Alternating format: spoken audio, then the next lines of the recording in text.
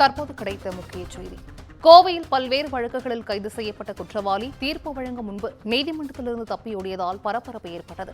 நீதிமன்றத்திற்கு அழைத்து வரப்பட்ட குற்றவாளி செந்தில்குமார் தீர்ப்புக்காக காத்திருந்த போது காவலர்கள் பிடியிலிருந்து தப்பியோடியதால் அங்கு பரபரப்பு ஏற்பட்டிருக்கிறது. கூடுதல் விவரங்களை செய்தியாளர் ஞானசேகரன் வழங்கிட கேட்கலாம். ஞானசேகரன், வணக்கம். இது குறித்தான விவரங்கள்.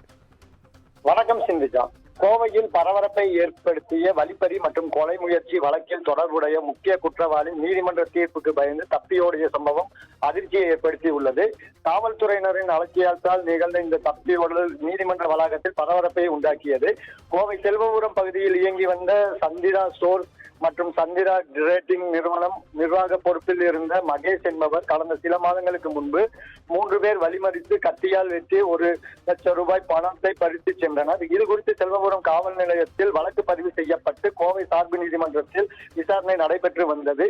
இந்த வழக்கின் தீர்ப்பு நேற்று அறிவிக்கப்பட இருந்த நிலையில் குற்றம் சாட்டப்பட்டவர்களில் இரண்டாவதான செந்தில்குமார் என்பவர் நீதிமன்ற வளாகத்தில் இருந்து காத்திருப்பு பகுதியில் இருந்து திடீரென தப்பி ஓடிவிட்டார். தீர்ப்புக்காக காத்திருந்த மற்றவர்கள் மத்தியில் இந்த சம்பவம் பரபரப்பை ஏற்படுத்தியது.